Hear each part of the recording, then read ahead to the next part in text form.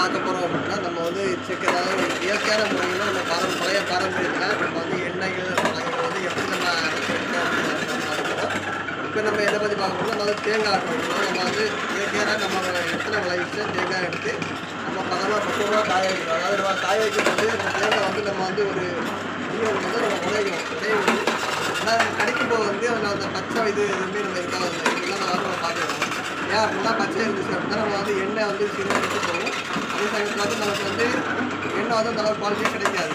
அதனால் வந்து நம்ம தான் எடுக்கிறோம். ஏன்னா நம்ம வந்து சுவை அப்படிங்கிற பேரில் வந்து நம்ம வந்து எண்ணெய் வந்து நம்ம வந்து மீட் பண்ணிக்கிறோம்.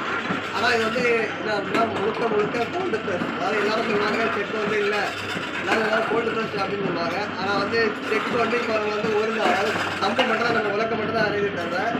கல் வந்து ஸ்டேஷனரி இருக்குது அப்படின்னா இது வந்து பழைய காலத்து பாரம்பரிய முறையில் உள்ள செக்கோட மரமும் இது வாகமரத்தில் ஆனால் குழவி அது வந்து இது வந்து கருங்கல் தான். இது வந்து எந்த இதுலையுமே அசையும் செய்யாது.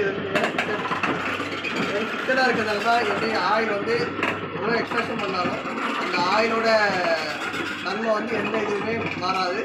அதே சமயத்தில் அந்த எண்ணெயோட தரமும் மாறாது. இந்த எண்ணெய் வந்து நமக்கு ரொம்ப கம்மியாக தான் கிடைக்கும். அதுக்கு வந்து எல்லாரும் யூஸ் பண்ணலாம் அப்படின்னா மார்க்கெட்டிங்கில் வந்து ரேட்டு கம்மியாக இருக்குது அப்படின்னு சொல்கிறாங்க. ஆனால் கம்மியாக இருக்கிறது வந்து செக்குன்னு சொல்கிறாங்க. ஆனால் அதே டைமில் வந்து இந்த மாதிரியான செக்குன்னு சொன்னால் யாருமே கேட்டால் இது யாருமே இல்லைன்னு சொல்கிறாங்க. இந்த செக்கில் அரைக்கிற எண்ணெய் வந்து ரொம்ப குவாலிட்டியாகவும் எந்த விதமான கெமிக்கலோ எதுவுமே நம்ம ஆட் பண்ணுறதோ இல்லை அது பணத்துக்காக எதுவுமே ஆட் பண்ணுறதுமே கிடையாது. நம்ம முழுக்க சுத்தமாக நம்ம வந்து வெயிலில் காய வைக்கிறோம். சன்லைட்டில் தான் காய வைக்கிறது. போலீஸ் நிலையம் இருக்கிற மாதிரி எதுவுமே கிடையாது. இது நம்ம ஊரில் வில்லேஜில் உள்ள பொருளை ஆட் பண்ணி நம்ம அதை வந்து நம்ம இது பண்ணி எடுக்கிறோம். அதே டைமில் வந்து இது வந்து முழுக்க குழந்தைகளுக்கு வந்து நம்ம வந்து யூஸ் பண்ணிக்கலாம். கெமிக்கல் எதுவுமே ஆட் பண்ணுறது கிடையாது. எல்லாரும் அமௌண்ட் வந்து அதிகமாக இருக்கும் அப்படின்னு சொல்லுவாங்க.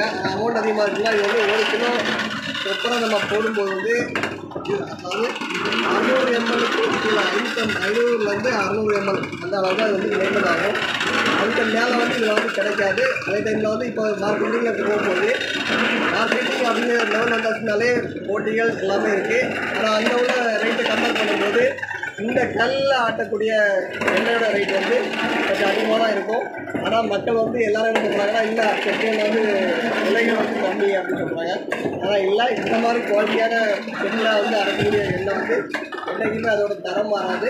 அதில் வந்து விலையும் கொஞ்சம் அதிகமாக இருக்கும். ஆனால் மக்கள் வந்து புரிஞ்சு வாங்குறவங்க வந்து கண்டிப்பாக அதை வாங்கிட்டு தான் இருக்காங்க. மேலும் இதை வந்து தேங்காய் அப்புறம் விளக்கெண்ணெய் கடலை எண்ணெய் வந்து விளக்கெண்ணெய் யூஸ் பண்ணுறோம். அது வந்து பருப்பு வந்து நம்ம கோயில்பட்டி அந்த சைடில்